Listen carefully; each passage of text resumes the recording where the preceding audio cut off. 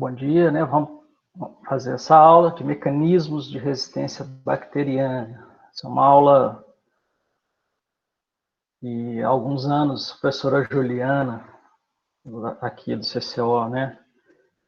Também colaborou, me mandou algumas coisas, uma aula que ela lecionava no curso, que ela lecionou no curso e tal, e aí alguns esquemas, alguns slides foram incorporados aí. Então, esse aqui a gente já viu, né, a evolução dos antibióticos ao longo do tempo. Isso aqui é um pouco antigo, mas lá na década de 30, que surgiu as sulfas, né, depois começaram a ser utilizadas na década de 40, assim como a penicilina, e logo na sequência, entre 40 e 50, 60, que foi a grande introdução de vários antibióticos, né, várias classes que são, de fato, desse período, os aminoglicosídeos, outros, né, cefalosporinas, outros beta-lactâmicos, clorofenicol, que é uma classe específica, tetraciclinas, macrolídeos, os glicopeptídeos, né, vancomicina, então isso tudo veio dessa época. E depois, dos anos 2000 para cá, né, as quinolonas vieram um pouquinho depois, a partir da década de 60, e o ácido nalidíxo é a primeira quinolona de primeira geração, e hoje, né, nós temos de quarta geração, moxifloxacina. E poucas classes foram surgindo depois, né? Vou comentar de algumas. Linezolida, que é uma oxalidinona, que é uma excelente opção para o MARSA, né, Staphylococcus aureus resistente. A daptomicina também, para gram positivo. Tem cefalosporina de quinta geração atualmente. Né? E tigeciclina, que é um derivado da tetraciclina. Enfim, tem outros que surgiram na sequência, que hoje são opções que existem para as bactérias multiresistentes. Nós vamos falar disso. Né? Então, o que a gente sabe? Que a maioria dos antibióticos que são pesquisados não entram, né, para produção e são comercializados. Um custo muito grande para chegar num antibiótico novo, para aprovar um antibiótico novo. Né? Da pesquisa básica de isolar a molécula, de ver a sua ação. Mais ou menos aqui, 400 mil culturas rendem somente 3 drogas aproveitadas. E tem toda uma sequência de testes, né, que a gente está vendo, por exemplo, para vacina, uma coisa semelhante. Então, no caso de antibióticos, você vai ver se ele tem ação contra aquela bactéria, né, in vitro, para depois fazer teste animal. E aí os estudos, né, fase 1, 2 e 3, testes clínicos. Então, tudo isso é uma sequência demorada e dispendiosa, né? E, então, é muito difícil colocar um antibiótico novo no mercado. Então, tem muito antibiótico aí que existe reconhecido, mas que não tem uso clínico, né? Então, além dele ter ação contra aquela bactéria, ele tem que ter aplicabilidade clínica, questão da toxicidade, do custo, né? Mas da sua distribuição nos tecidos, da sua real ação nos humanos. Né?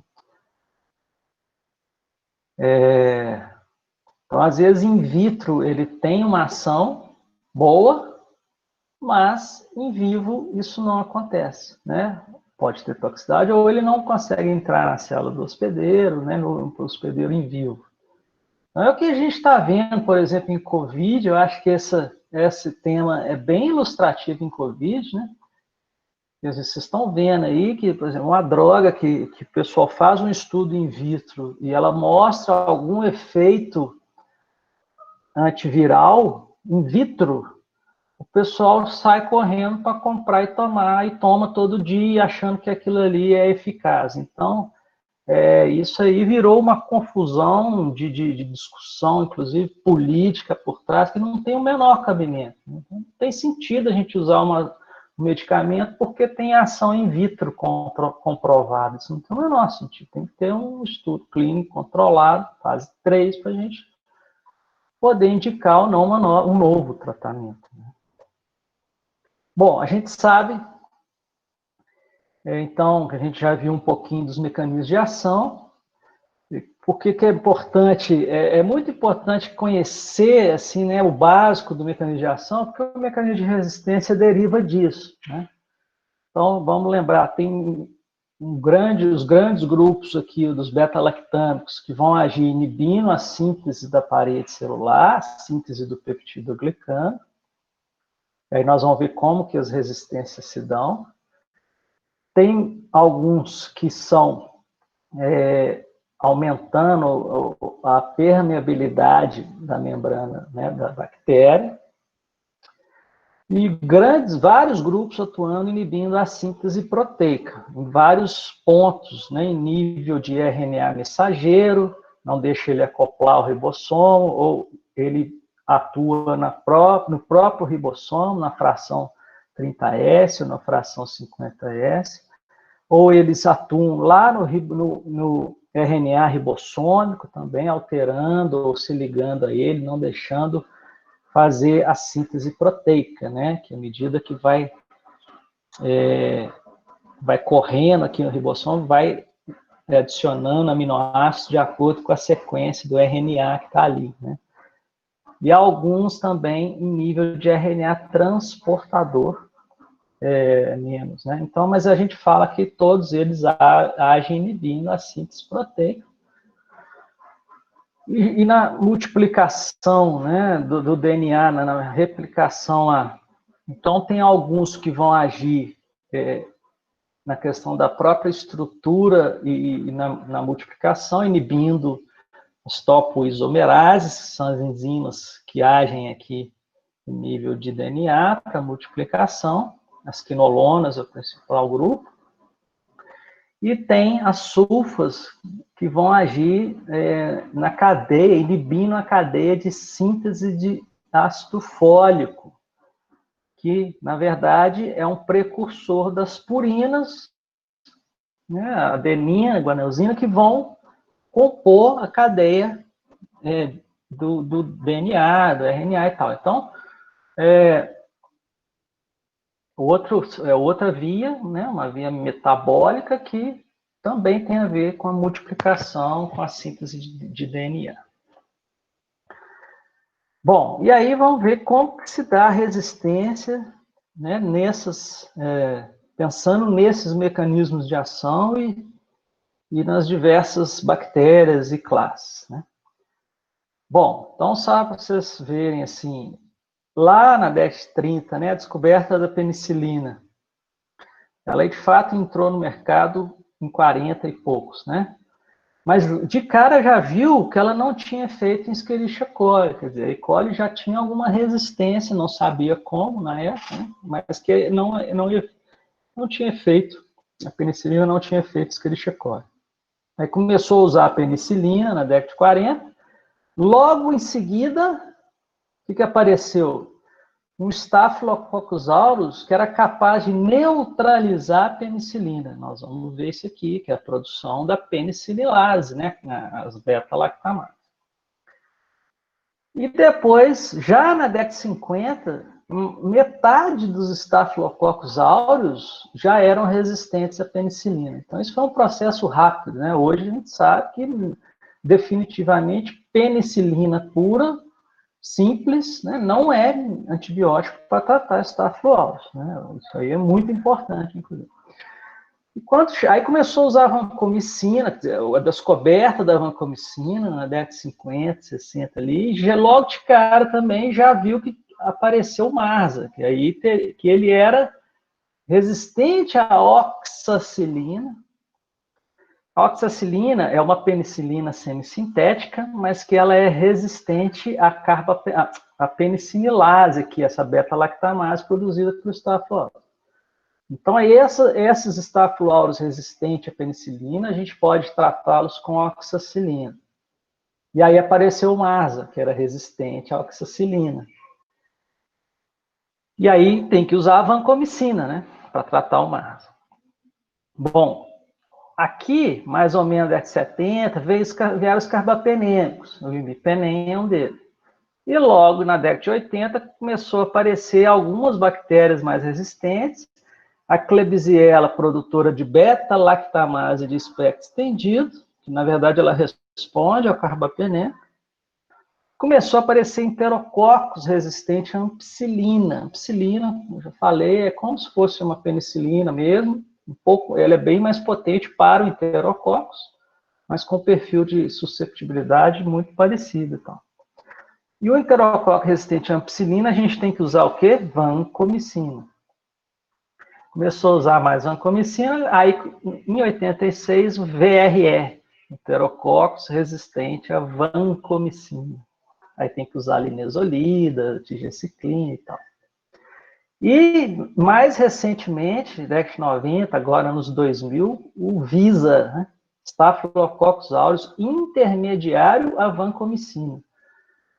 Hoje tem relatos do Staphylococcus resistente à vancomicina, isso não apareceu no Brasil ainda, tá, gente? VISA também, raríssimo, assim, para nós aqui, mas é uma preocupação enorme, né? Staphylococcus tem para todo lado, resistente a vanco, nós temos que dar outros que são mais caros, não tem no SUS e tal, tal, tal. E seguindo ainda, assim, nós vamos pensar essas beta-lactamase, espectro estendido, em várias cepas, né, conferindo resistência a cefalosporinas e resistência aos carbapenêmicos também, que é o que eu vou falar também, mas a KPC, se eu falar, a sigla KPC,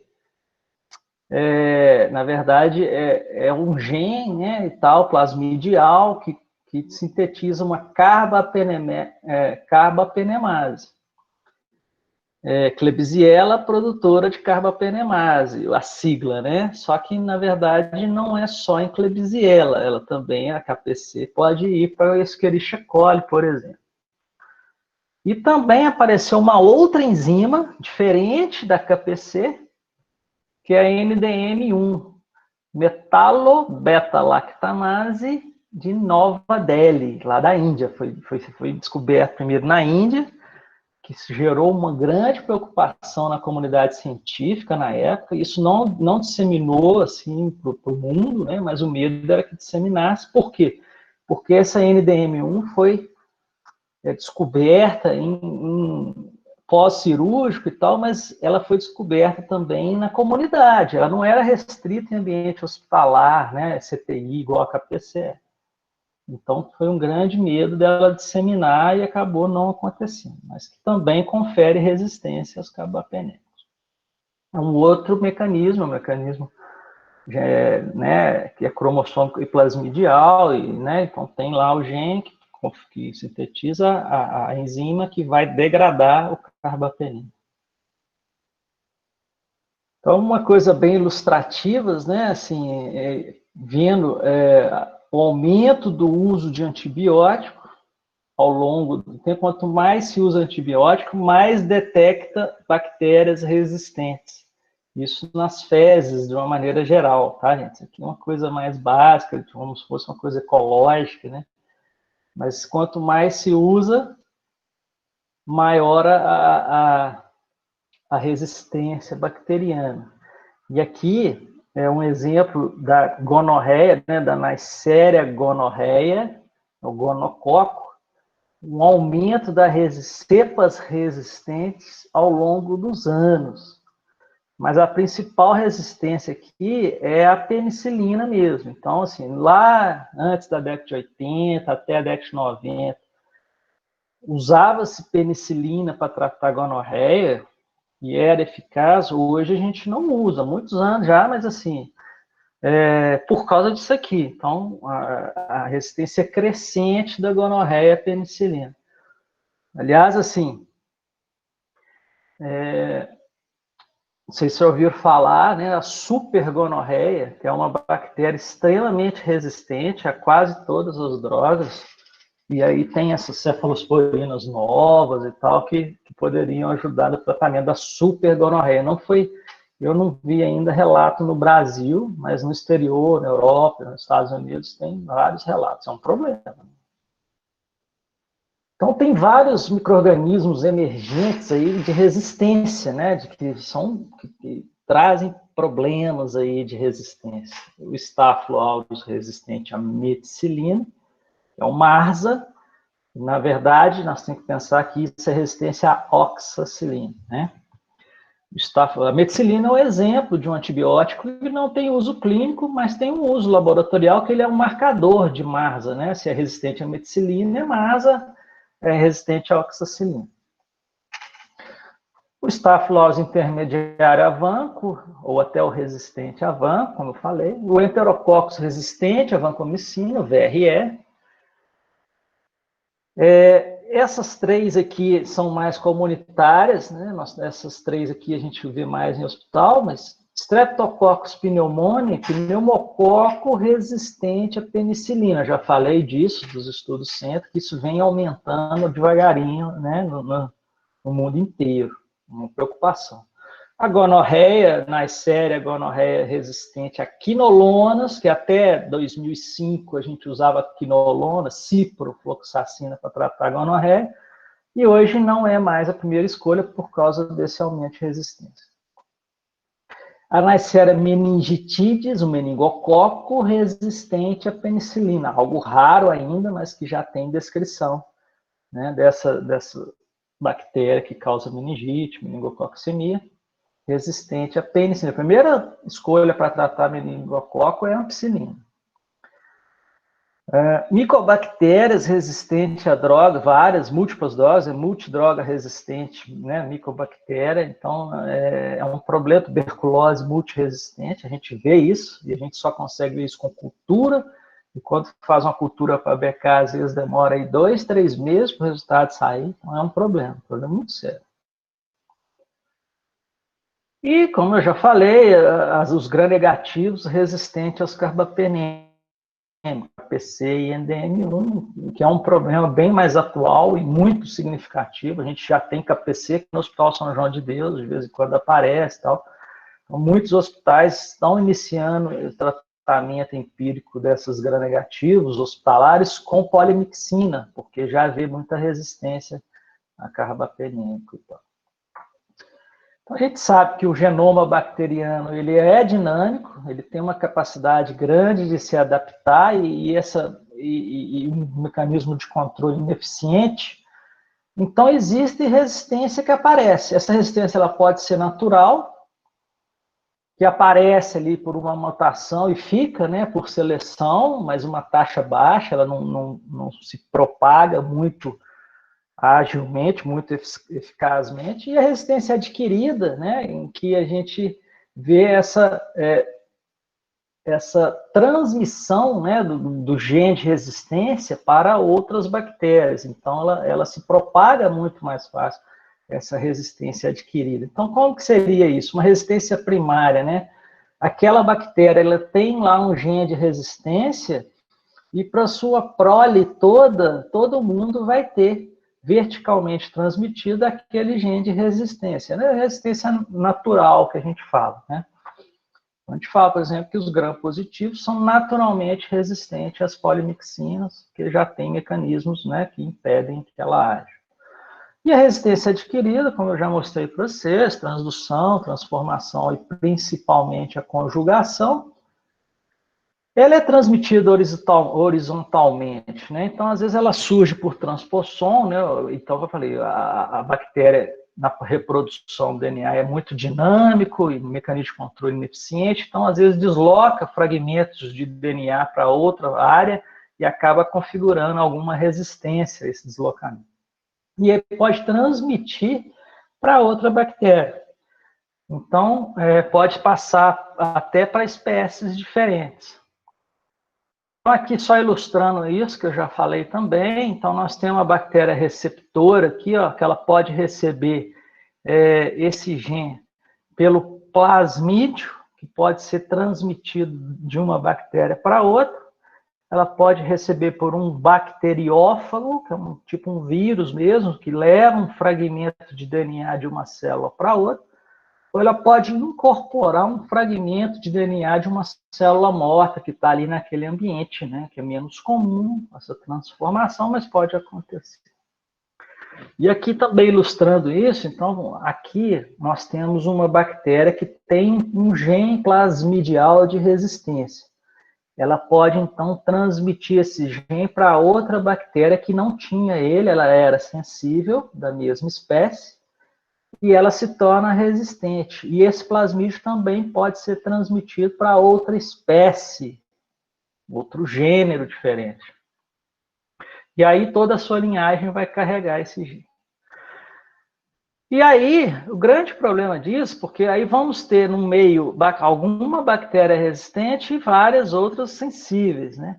E se eu tenho, então, essa pressão seletiva, quer dizer, o uso de antibiótico, né, tem alguma concentração de antibiótico que vai atuar nas sensíveis, mas não vai atuar na resistente. Pressão seletiva acaba que no momento seguinte, todas as bactérias, ou quase todas, vão ter resistência àquele antibiótico que está exercendo a pressão seletiva.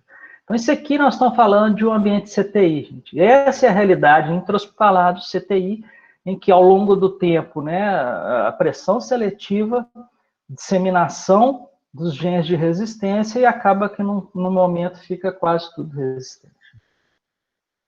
Bom, então tá, dando essa abordagem inicial, vamos ver de fato quais são os mecanismos de resistência, que é o mais importante agora. Então, como é que age o beta-lactâmico normalmente? Né? Ele entra na célula, né, na bactéria, muitas vezes, a maioria das vezes, pelas porinas, aqui é um esquema, né? Ele atravessa a parede, cai no espaço periplasmático e vai se ligar a PBP. PBP é proteína ligadora de penicilina, mas a PBP de fato é o quê? São enzimas que ficam ali no nível da membrana que vão agir na síntese do peptídeo glicano. Então, na hora que essa PBP chega ali, ela se acopla na hora que o beta-lactâmico chega ali, se acopla a PBP, a enzima, e não deixa ela funcionar. Oi? Tá.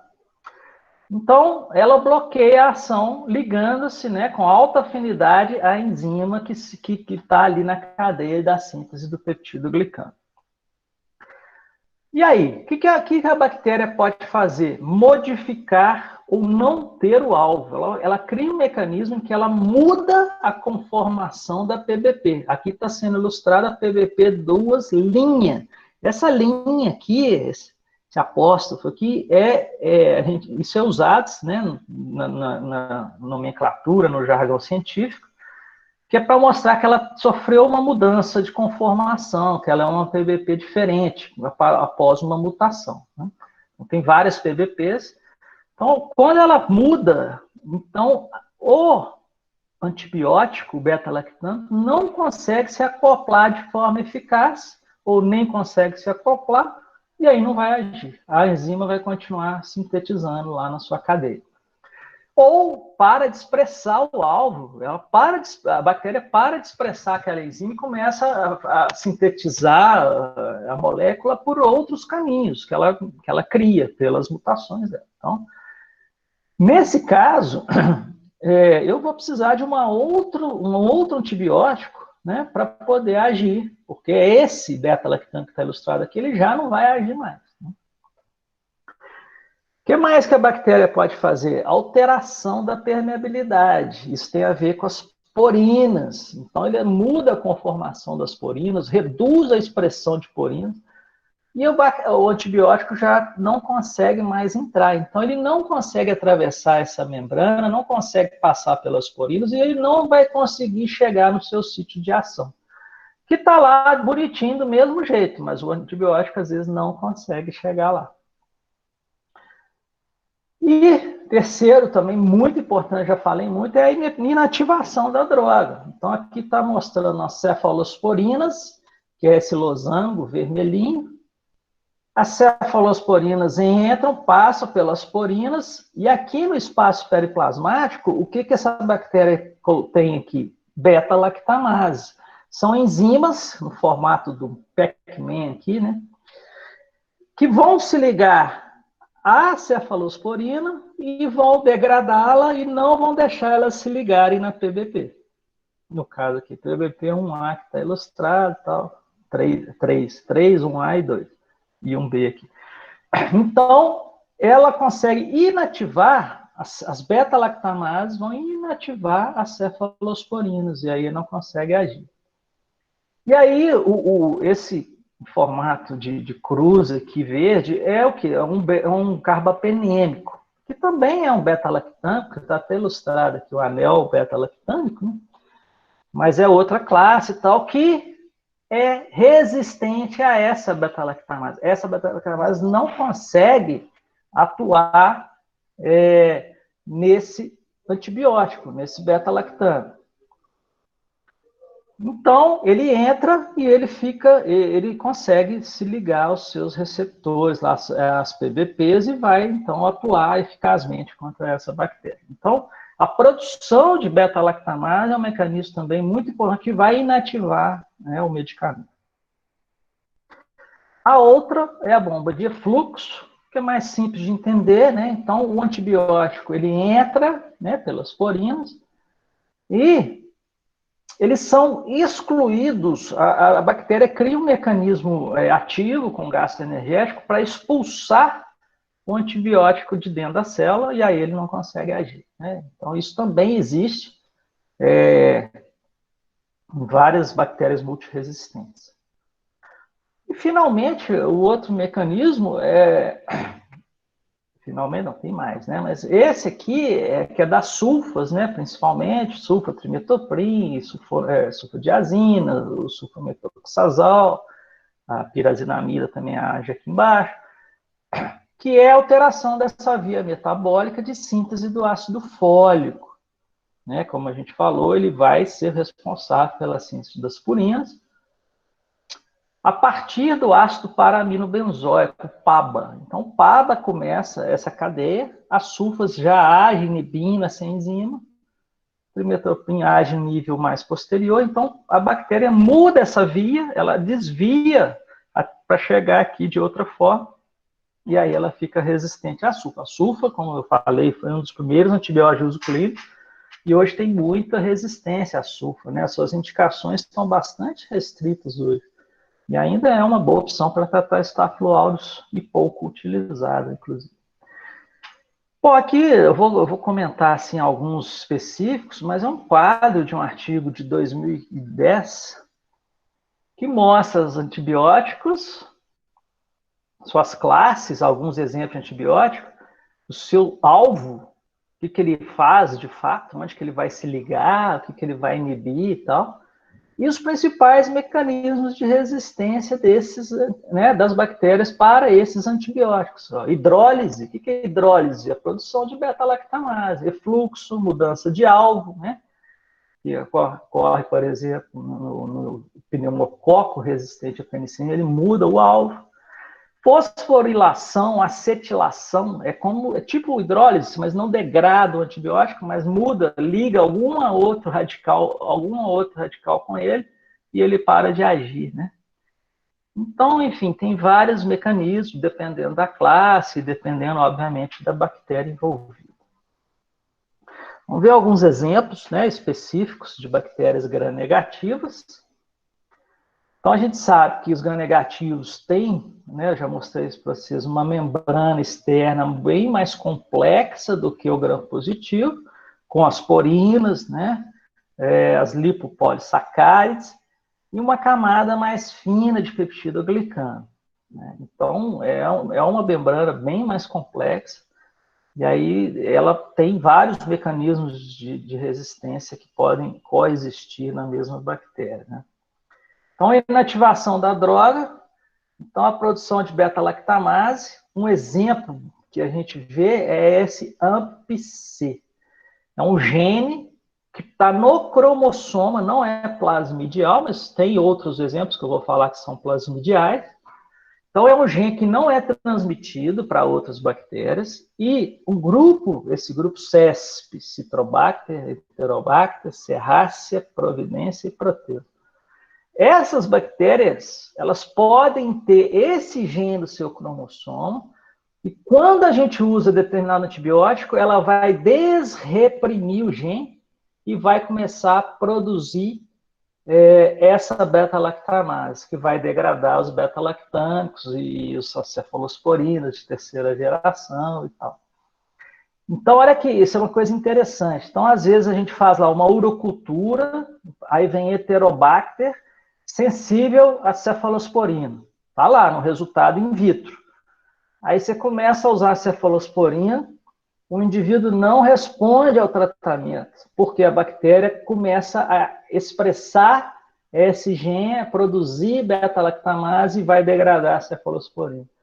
Olha, isso é uma coisa que tem aplicação clínica interessante. Então, a gente sabe, a gente que estuda microbiologia, o pessoal do CCIH e tal, quando identifica uma dessas bactérias em cultura, mesmo tendo sensibilidade à cefalosporina, a gente recomenda não usar cefalosporina de terceira, pode usar de quarta, ou usar um carbapenêmico mesmo, ou outro, para tratar essa infecção.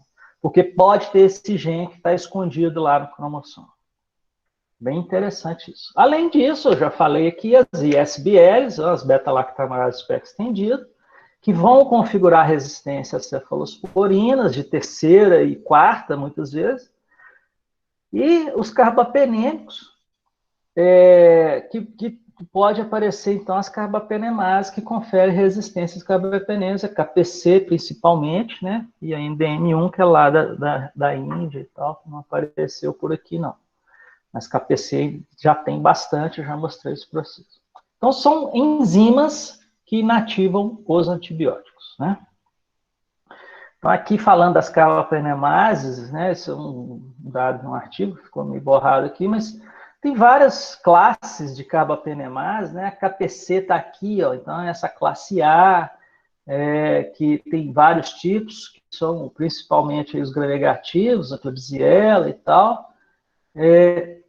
E tem a NDM, que está aqui, ó, metalobeta-lactamase, que precisa de uma molécula de zinco para poder atuar como cofator. Então, essa metalobeta-lactamase são as NDMs lá que eu falei, tá? Então, nesse grupo aqui.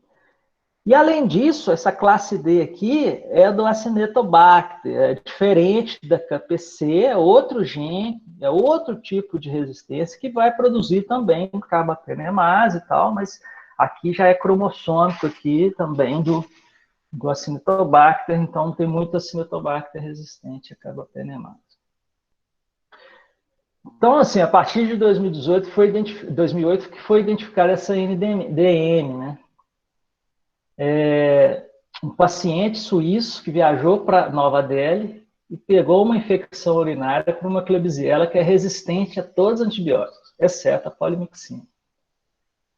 E também, no material fecal, apareceu uma E. coli que tinha essa enzima, essa NDM. Então, foi a primeira vez identificado lá na Índia, na época, se vocês procurarem artigos sobre isso, inclusive em jornal, foi uma grande alvoroço, preocupação mundial, um alerta da OMS e tal, por conta do medo de que essa resistência se espalhasse pelo mundo, porque ela foi vista, inclusive, em situações de comunidade e não somente em CTI, em locais de alta pressão seletiva.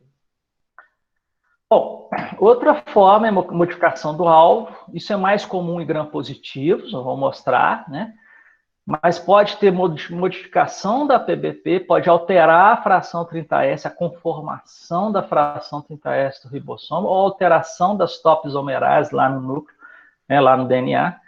Isso a gente vê, às vezes, em pseudomonas, em outros gram-negativos, e isso gerar resistência também. Os beta-lactanos, aminoglicosídeos, quinolones. Então, a gente vê muita pseudomonas multiresistente em CTI, e ela geralmente tem vários locais e vários mecanismos distintos de resistência. A bomba de efluxo. Então, o que a bactéria faz? Isso a gente vê muito mais nesses não fermentadores, Pseudomonas e Acinetobacter. Então, o antibiótico entra, a bactéria vai e manda ele embora da célula. Mas não só o antibiótico, mas alguma molécula tóxica, essas bactérias são capazes de fazer isso, né? Então, é até um mecanismo de virulência mesmo dessas bactérias. Alteração de permeabilidade. Então, por exemplo, a Pseudomonas, quando adquire resistência a carbapenema, não é por produção de carbapenemase, como a gente viu. A maioria das vezes é porque muda a porina e não deixa o carbapenema entrar. Então, é diferente o mecanismo, né? O Acinetobacter tem pouca porina, né? Às vezes ele reduz também, e aí fica impermeável ao carbapenema. E na maioria das vezes, como eu já falei também, essas bactérias não fermentadoras, elas têm mecanismos múltiplos. Então, altera a permeabilidade, diminui e muda a porina e faz bomba de efluxo também desses antibióticos. Então, eles não conseguem chegar no sítio de ação. Então, um dos maiores problemas que tem em nível de resistência hospitalar mesmo são essas bactérias não fermentadoras, né? Pseudomonas e Acinetobacter. Então, em suma, né, quais são os mecanismos de ação para gram-negativo? São todos quase, né? Para as quinolonas, aqui na síntese das topoisomerases, né? Então, vai ser modificação do alvo, modifica essa topoisomerase, ou modifica a PBP e cria resistência à penicilina. Inativação enzimática, produção de beta-lactamase, confere, né, beta-lactamase espectro estendido, por exemplo, resistência à penicilina, cefalosporina e as carbapenemases, né, com resistência a carbapenem. A bomba de efluxo para os não fermentadores. Então, aqui está até ilustrando uma bomba específica que vai mandar o antibiótico para fora. Alteração das porinas, né, no caso aqui é o antibiótico não conseguindo entrar pela via normal dele. Falar um pouquinho de gram-positivos, acabando. Então, nós temos os estafilococos, streptococcus e os enterococos, né? Assim, então, os estafilococos, talvez o mais importante que a gente vê na questão da resistência, né? Então, eles produzem, a gente viu, então, que a maioria das cepas de Staphylo aureus, comunitários, inclusive, produzem beta-lactamase. Em torno de 90%, gente, produz beta-lactamase que vai causar resistência às penicilinas. A ampicilina, a amoxicilina não age contra Staphylo aureus, né? Por causa dessa beta-lactamase. E aí, o que a gente faz nesse caso aqui, gente? O que é possível fazer? A gente pode associar um inibidor de beta-lactamase, né? Que vai, então, o clavulanato, né? O subactam, tazobactam. Esse inibidor de beta-lactamase, ele vai ligar a beta-lactamase e não vai deixar ela agir, aí sim a penicilina, a ampicilina, a amoxicilina consegue atuar. Então, clavulina, amoxicilina com clavulanato é uma ótima opção terapêutica para tratar o Staphylococcus aureus comunitário, que ele é resistente à penicilina por produção de beta-lactamase. Mas ele é sensível quando eu inibo essa beta-lactamase. Né? Confusão inibidor do inibidor do inibidor. Né? Aí veio o MARSA, né? O que é o MARSA? O MARSA é diferente. Ele é resistente à meticilina, né, laboratorialmente falando, mas na prática é resistente à oxacilina. Qual que é esse mecanismo de resistência? Ele muda o alvo. Então, ao invés de ter a PBP2, ele tem a PBP2' ou a PBP2A. É uma mudança da conformação do alvo, em que a oxacilina não consegue se ligar a PBP2. E aqui, então, gente, não adianta eu associar o inibidor de beta-lactamase. O povo faz muita confusão com isso. E o MARSA, que é resistente à oxacilina, não adianta. Aliás, a oxacilina ela é resistente à ação da beta-lactamase lá atrás, né, da penicilina de todo dia. Então tem que dar uma outra droga, vancomicina, né? Então, outros exemplos disso, o enterococo, né? Ele pode ter resistência à ampicilina de duas formas. Ele pode produzir beta-lactamase plasmidial ou ele pode modificar a PBP. E a resistência do enterococo à vancomicina, VRE, é por modificação de alvo também. E aí nós temos que dar outro tipo de antibiótico. E o pneumococcus, os streptococcus, de uma forma geral, que também, né, já falei bastante. Então, lá na década de 60, foi o primeiro relato de resistência do pneumococo à penicilina. Ainda hoje, a penicilina é a primeira escolha para tratar pneumostrepto, qualquer strepto, né? A resistência vem crescendo um pouquinho, né? Ainda pouco comum no Brasil, mas já mostrei alguns resultados do programa Centre, tem lá nas referências, acho que vale a pena consultar isso, quem estiver estudando, né? Então, como é que os estreptos fazem resistência à penicilina? Existem alguns genes cromossômicos, né? Então, uma mutação cromossômica, não é plasmidial, que vai alterar a PBP. E aí, não é por produção de beta-lactamase, é alterar a PBP. Por que eu estou falando isso? Eu falei isso no staff. A gente usa muito penicilina para tratar estrepto. Se o estrepto cria resistência à penicilina, não adianta eu associar inibidor de beta-lactamase.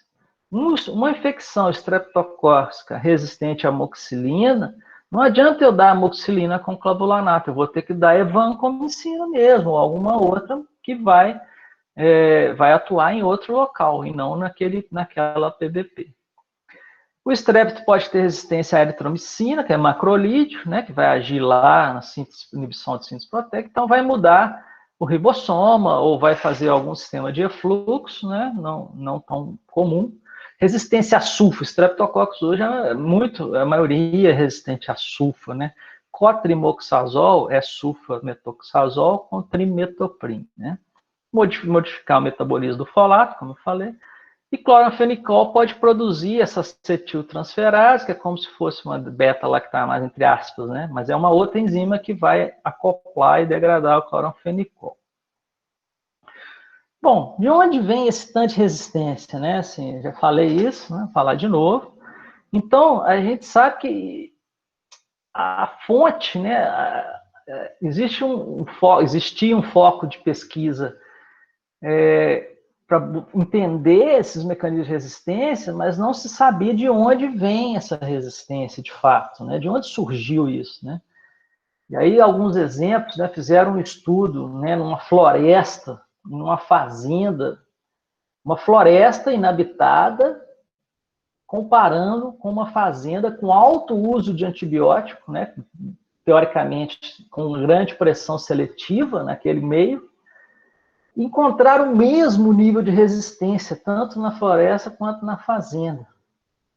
Todas as linhagens eram resistentes a no mínimo 2 antibióticos, com média de 7 a 8 antibióticos.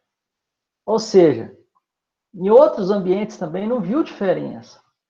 Então, qual que é a conclusão disso? A conclusão é que a resistência ela é uma coisa natural das bactérias, né? As próprias bactérias criam seus mecanismos de resistência. Na verdade, as próprias bactérias e fungos sintetizam moléculas com ação antibiótica e elas têm os seus próprios mecanismos de resistência a essas moléculas, né? Então é isso, os organismos do solo foram fonte de vários antibióticos, né? Foram descobertos isolados de organismos presentes no solo, no esgoto e tal. E os próprios micro-organismos geravam as defesas para se defender dos seus próprios produtos contra outros micro-organismos. Então, o que nós estamos querendo dizer isso aqui?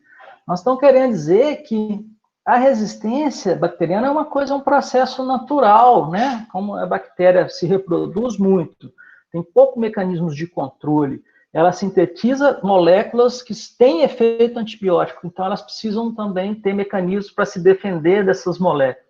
Então a resistência, ela está aí. O grande problema é, de fato, a pressão seletiva que vai selecionar bactérias resistentes. Então, é preciso entender isso, né? Assim, um antibiótico não induz a resistência, esse conceito é errado, né? O antibiótico que a gente usa, ele pode selecionar, ele pode fazer uma pressão seletiva de uma resistência que já estava ali, né? Então, é isso que a gente precisa ter em mente, de conceito, né? Bom, só para a gente finalizar, uma brincadeira aqui, né? Uma evolução do tratamento das infecções. Lá atrás, né, 2000 a.C., paciente com infecção, come essa raiz. 1000 a.C., aquela raiz é pagã, reza essa prece. 1850, depois de Cristo, aquela prece é superstição, beba essa poção, com alquimia e tal. Né? 1920, 1930, aquela poção é óleo de serpente, tome essa pílula, começando a coisa do antibiótico, alguma coisa. 1945, aquela pílula ineficaz leva essa penicilina. Então, depois que começou a penicilina, todo mundo tomava penicilina para tudo. 1950, os micróbios mudaram. Leva essa tetraciclina. 1960 a 2009, mais 49, leva essa tigeciclina. Tigeciclina é até um derivado da tetraciclina que tem ação contra vários micro-organismos multiresistentes. 2000 e pouco, os micróbios venceram como essa raiz. Então, assim, na verdade, assim, é uma guerra sem fim. As bactérias estão sempre na frente em relação à resistência. A gente precisa ter uso racional de antimicrobianos, né? Isso é que leva a uma menor pressão seletiva e uma menor emergência de resistência nos meios. Bem, era isso que eu tinha para falar. Vou interromper aqui.